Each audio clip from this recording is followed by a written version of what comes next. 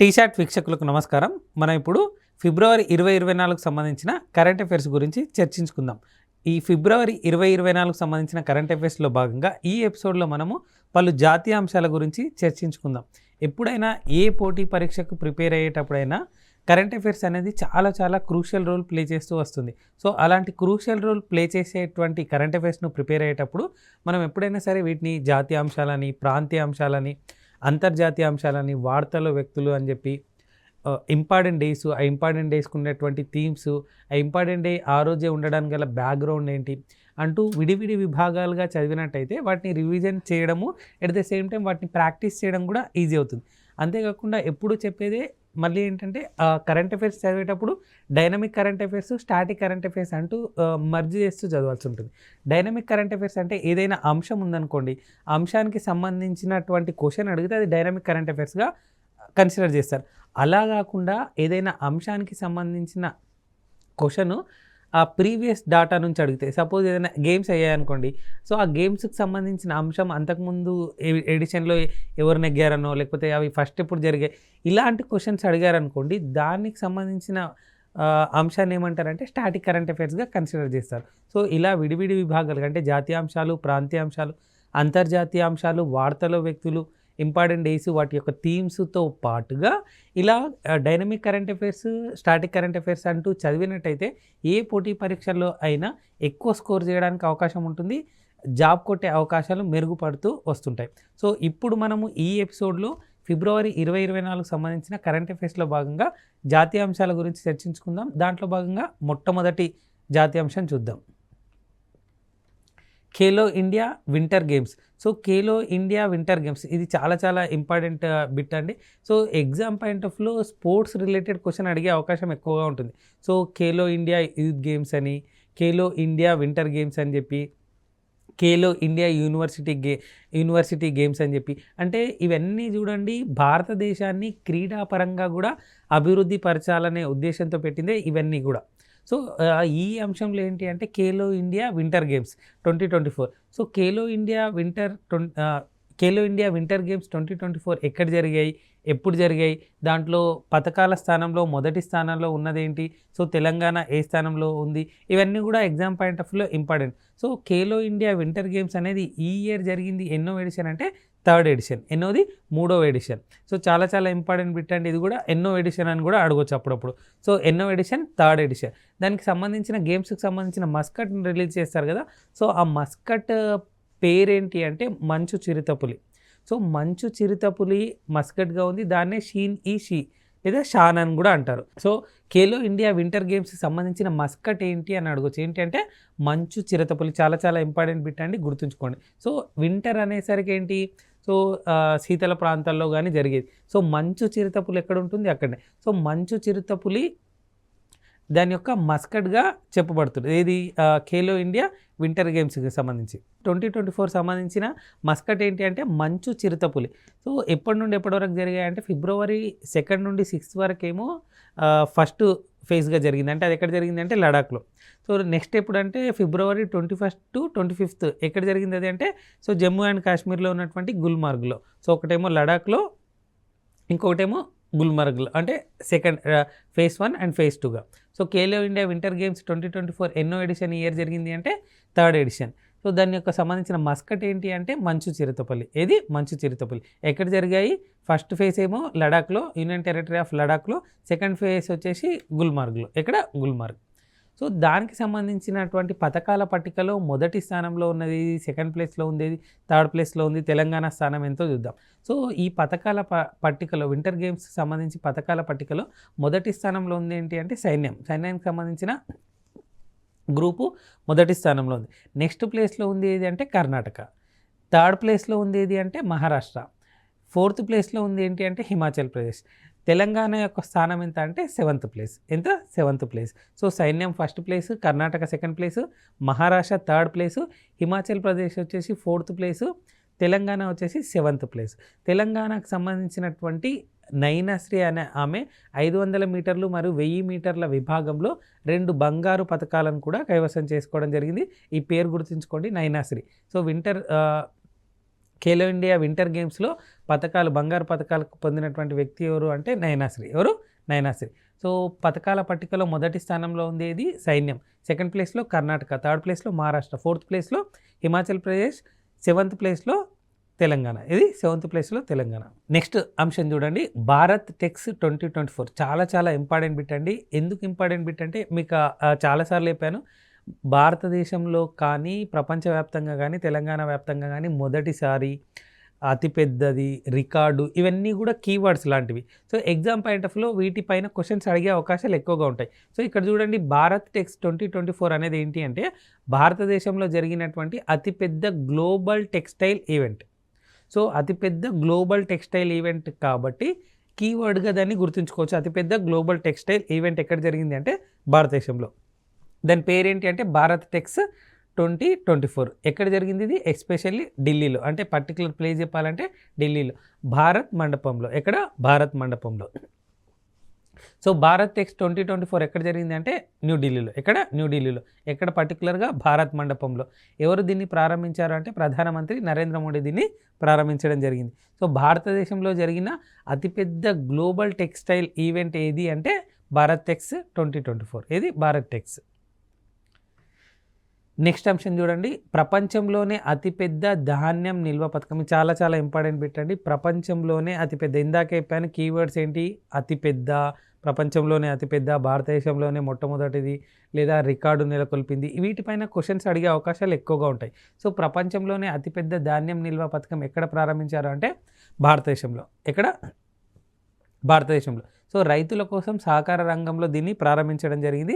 ప్రధానమంత్రి నరేంద్ర మోడీ దీన్ని ప్రారంభించడం జరిగింది. ఈ పథకం కింద దేశవ్యాప్తంగా వేలాది గోడౌన్లు నిర్మించబోతున్నారు. సో అంటే చూడండి, వాటిని నిల్వ చేయడానికి వాటికి సామర్థ్యం లేకపోతే తడిచిపోవడాలు, లేకపోతే అవి మిస్యూజ్ అవ్వడాలు జరిగిపోతుంటాయి. సో అలా కాకుండా ఈ పథకం కింద దేశవ్యాప్తంగా గోడౌన్లు కూడా నిర్మించబోతున్నారు.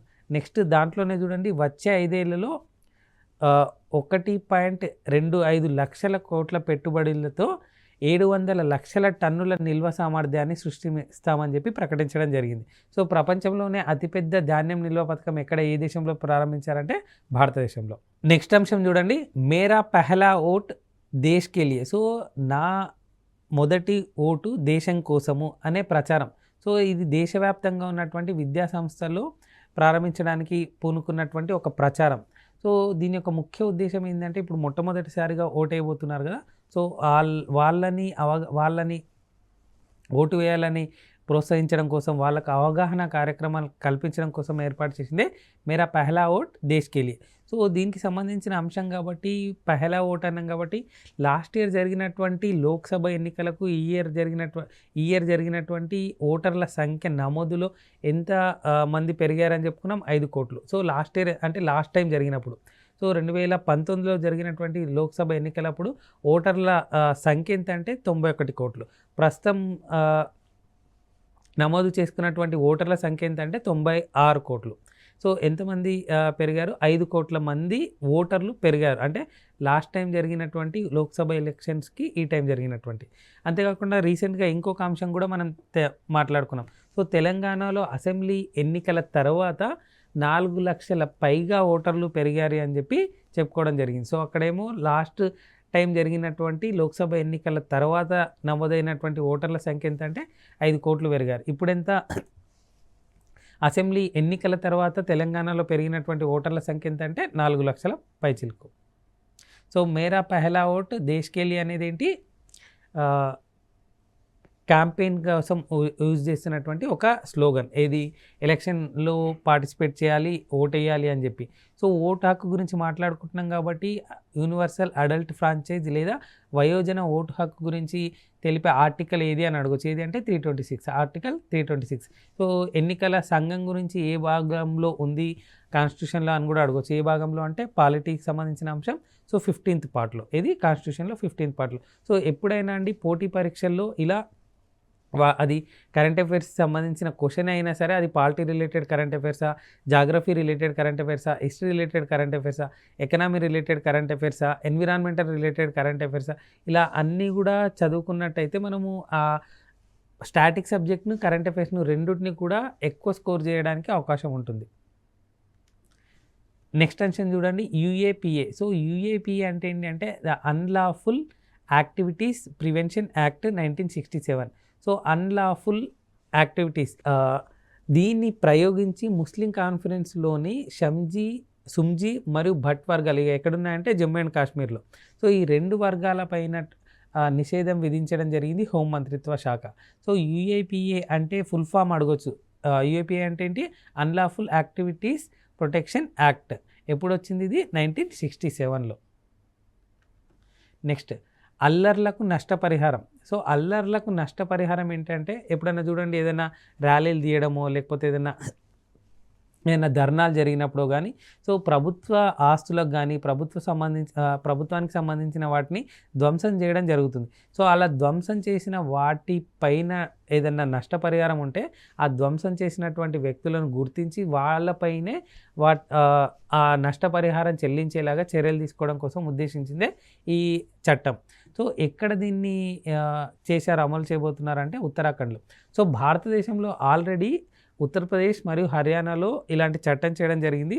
దాని తర్వాత ఇప్పుడు 3వ రాష్ట్రంగా వచ్చినటువంటి రాష్ట్రం ఏది అంటే ఉత్తరాఖండ్.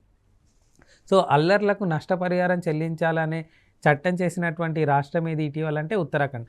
దానికంటే ముందున్నటువంటి రాష్ట్రాలు ఏవి అంటే ఉత్తరప్రదేశ్ మరియు హర్యానా. ఇది ఉత్తరప్రదేశ్ మరియు హర్యానా. చాలా చాలా ఇంపార్టెంట్ బిట్ అండి. సో అంటే అడ్మినిస్ట్రేటివ్ పరంగా కానీ పాలిటీ పరంగా కానీ అడిగే అవకాశం ఉన్నటువంటి బిట్ ఇది. నెక్స్ట్ సొంత అంతరిక్ష కేంద్రం. సో భారతదేశానికి సంబంధించి సొంత అంతరిక్ష కేంద్రం అంటే ఇంటర్నేషనల్ స్పేస్ సెంటర్. సో స్టేషన్ని ఏర్పాటు చేయడానికి కోసం ఉద్దేశించిందే ఇది. సో 2035 నాటికి భారతదేశానికి ఒక సొంత అంతరిక్ష కేంద్రం ఉండబోతుంది అని చెప్పి ప్రధానమంత్రి నరేంద్ర మోడీ ప్రకటించడం జరిగింది. సో భారతదేశానికి ఏ సంవత్సరం లోపల సొంత అంతరిక్ష కేంద్రం ఉండబోతుందని చెప్పి ఇటీవల ప్రధానమంత్రి నరేంద్ర మోడీ ప్రకటించారు అని అడగచ్చు. ఏదంటే 2035. ఎప్పుడు?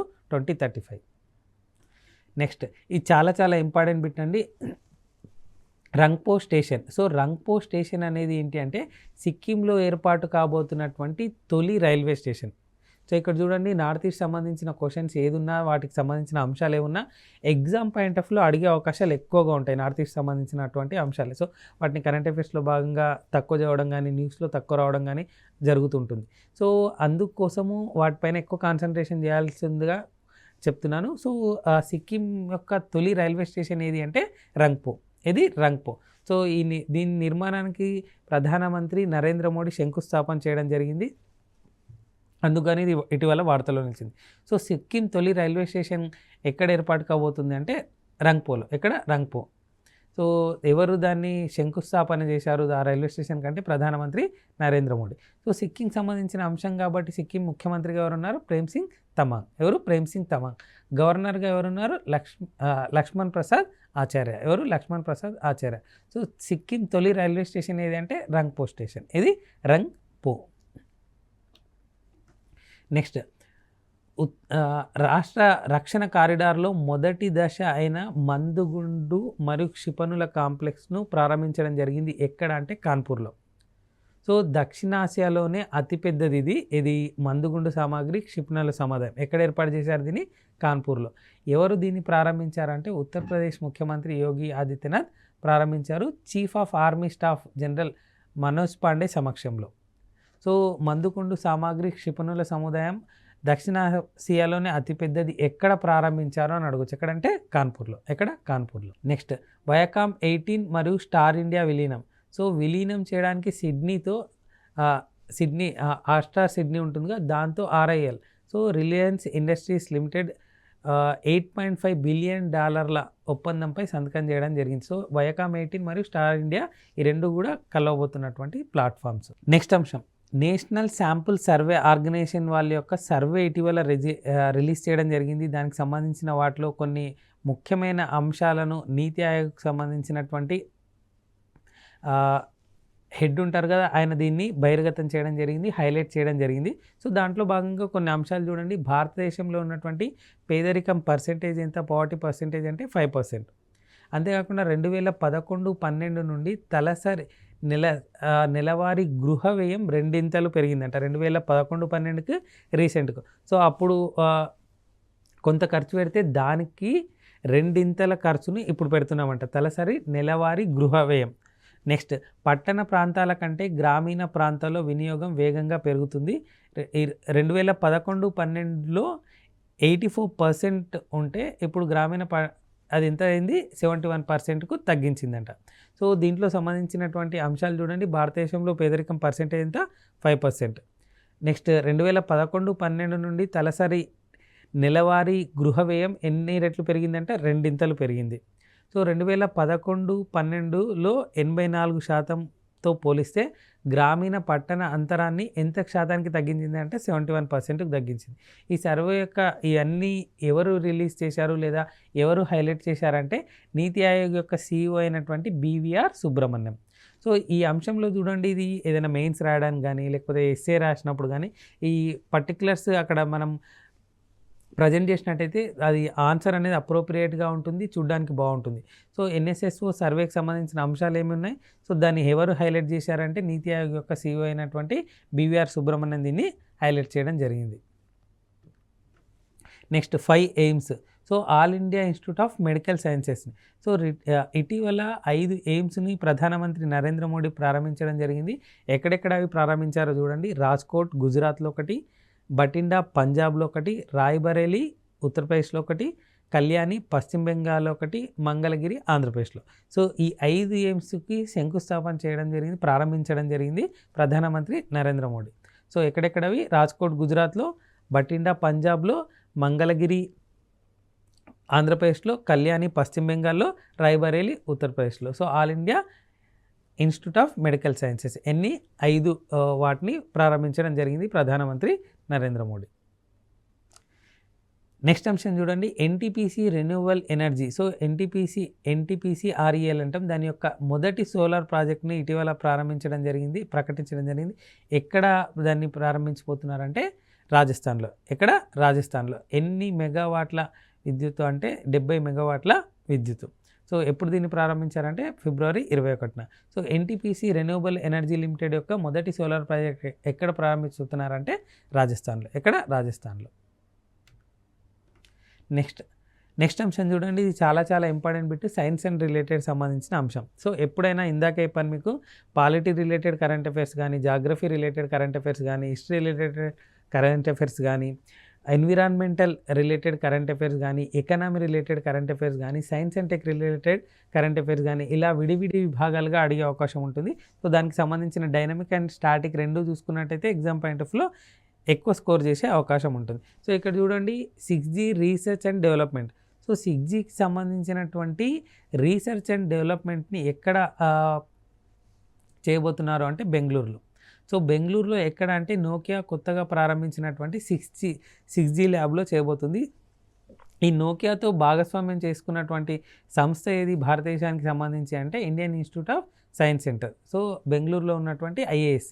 సో ఈ సంస్థ వాళ్ళు దాంతో భాగస్వామ్యం నెలకొల్పుకున్నారు 6G రీసెర్చ్ అండ్ డెవలప్మెంట్లో అంటే నోకియా కంపెనీతో. నోకియా కంపెనీతో. చాలా ఇంపార్టెంట్ బిట్ అండి, ఎగ్జామ్ పాయింట్ ఆఫ్ వ్యూ అడగొచ్చు. 6G రీసెర్చ్ అండ్ డెవలప్మెంట్లో నోకియాతో ఒప్పందం భాగస్వామ్యం కుదుర్చుకున్నటువంటి సంస్థ ఏది అని అడగొచ్చు. IISc. లేదా 6G రీసెర్చ్ అండ్ డెవలప్మెంట్లో IISc ఏ సంస్థతో భాగస్వామ్యం నెలకొల్పింది అని అడగొచ్చు. దీంతో నోకియాతో. నెక్స్ట్ అంశం, ఆయుష్ హోలిస్టిక్ వెల్నెస్ సెంటర్. సో ఆయుష్కి సంబంధించిన హోలిస్టిక్ వెల్నెస్ సెంటర్ని ఇటీవల ప్రారంభించడం జరిగింది. ఎక్కడ ప్రారంభించారు అంటే సుప్రీంకోర్టు ఆవరణలో దీన్ని ప్రారంభించారు. సుప్రీంకోర్టు ప్రధాన న్యాయమూర్తి అయినటువంటి DY చంద్రచూడ్ దీన్ని ప్రారంభించడం జరిగింది. సో ఆయుష్ హోలిస్టిక్ వెల్నెస్ సెంటర్ని ఇటీవల ఏ కోర్టులో ప్రారంభించారని అడగచ్చు. ఏ కోర్టులో? సుప్రీంకోర్టులో. లేదా ఎవరు ప్రారంభించారని అడగచ్చు. సో CJIగా పనిచేస్తున్నటువంటి DY చంద్రచూడ్ అంటే సుప్రీంకోర్టు ప్రధాన న్యాయమూర్తిగా పనిచేస్తున్నటువంటి DY చంద్రచూడ్ దీన్ని ప్రారంభించడం జరిగింది, ఆయుష్ హోలిస్టిక్ వెల్నెస్ సెంటర్. సో ఆయుష్ అంటే ఏంటి? ఆయుష్లో A అంటే ఆయుర్వేదిక్, U అంటే యోగా అండ్ న్యాచురోపతి, Y అంటే యోగా అండ్ న్యాచురోపతి, U అంటే యునాని, S అంటే సిద్ధ, H అంటే హోమియో. సో ఆయుష్ని ఎక్స్పాండ్ చేయని కూడా అడగవచ్చు. సో ఆయుష్ అంటే ఏంటి అంటే ఏ అంటే ఆయుర్వేద, వై అంటే యోగా అండ్ న్యాచురోపతి, యు అనేసరికి యునాని, ఎస్ వచ్చేసి సిద్ధ, హెచ్ వచ్చేసి హోమియోపతి. సో ఆయుష్ ఎక్స్పాన్షన్. సో దానికి సంబంధించినటువంటి ఆయుష్ మరియు ఓడల షిప్పింగ్ జల మార్గాల శాఖ మంత్రిగా పనిచేస్తున్నటువంటి సర్బానంద సోనోవాల్ దీంట్లో పాల్గొనడం జరిగింది ఆయుష్ హోలిస్టిక్ వెల్నెస్ సెంటర్ ప్రారంభించే కార్యక్రమంలో. సో ఎక్కడ ప్రారంభించారు దీన్ని? సుప్రీంకోర్టు ఆవరణలో. ఎవరు ప్రారంభించారు దీన్ని? సిజిఐగా పనిచేసినటువంటి డివై చంద్రచూడ్. ఎవరు? ధనంజయ యశ్వంత్ చంద్రచూడ్. నెక్స్ట్ అంశం, ప్రీ ఆర్డర్ చేసిన మీల్ డెలివరీ కోసం ఐఆర్సిటీసీ స్విగ్గీతో భాగస్వామ్యం. సో ప్రీ ఆర్డర్ అంటే ముందే ఆర్డర్ చేసినప్పుడు ఐఆర్సిటీసీ ఉంటుంది కదా, Indian railway catering and tourism corporation limited. IRCTC వాళ్ళు ఇటీవల ఏ సంస్థతో భాగస్వామ్యం నెలకొల్పున్నారంటే స్విగ్గీతో. దేంతో? స్విగ్గీతో. సో ఐఆర్సిటీసీ గురించి మాట్లాడుకుంటూ ఇటీవల ఐఆర్సిటీసీకి సిఎండిగా నియమించబడ్డటువంటి వ్యక్తి గురించి వార్తలు వ్యక్తులుగా చర్చించుకున్నాం. సో ఆ పేరేంటి అంటే సంజయ్ కుమార్ జైన్. ఎవరు? Sanjay Kumar Jain. So pre order చేసిన మెయిల్ డెలివరీ కోసం ఐఆర్సిటీసీ ఇటీవల ఏ సంస్థతో భాగస్వామ్యం నెలకొల్పింది అంటే స్విగ్గీతో. దేంతో? స్విగ్గీతో. నెక్స్ట్ అంశం, ఇది చాలా చాలా ఇంపార్టెంట్ బిట్ అండి. ఎన్విరాన్మెంటల్ రిలేటెడ్ ఏదైనా బిట్ ఉన్నప్పుడు అది చాలా చాలా ఇంపార్టెంట్ బిట్గా ఉంటుంది. So special tiger protection force. So special tiger protection force ఏంటి అంటే టైగర్స్ని కాపాడాలనే ఉద్దేశంతో పెట్టిన ఒక ఇనిషియేషన్ ప్రోగ్రామ్గా చెప్పుకోవచ్చు.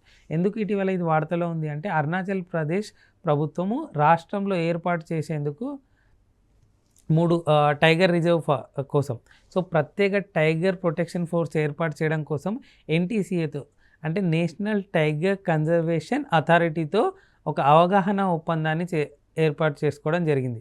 సో స్పెషల్ టైగర్ ప్రొటెక్షన్ ఫోర్స్ను అరుణాచల్ ప్రదేశ్లో ఏర్పాటు చేయడం కోసం ఎన్టీసీఏతో భాగస్వామ్యం అవగాహన ఒప్పందం చేసుకోవడం జరిగింది. సో ఎన్టీసీ అంటే ఏంటి అంటే నేషనల్ టైగర్ కన్జర్వేషన్ అథారిటీతో. సో 3 టైగర్ రిజర్వ్ల కోసం ప్రత్యేక టైగర్ ప్రొటెక్షన్ ఫోర్స్ని ఏర్పాటు చేయాలనుకుంది. ఆ 3 టైగర్ రిజర్వ్స్ ఏంటి అంటే Namdapha, Pakke, Kamlang. So Namdapha, Pakke, Kamlang. So exam point of view ఎలా అడుగుతాడంటే డైరెక్ట్గా క్వశ్చన్ అడగకుండా ఈ క్వశ్చన్ ఇచ్చేసి స్పెషల్ టైగర్ ప్రొటెక్షన్ ఫోర్స్లో ఉన్నది ఏది, లేదా టైగర్ రిజర్వ్ ప్లేస్ ఏది అని అడగచ్చు. నామ్దఫా ఎక్కడుంది అని అడగచ్చు, ఎక్కడుంది?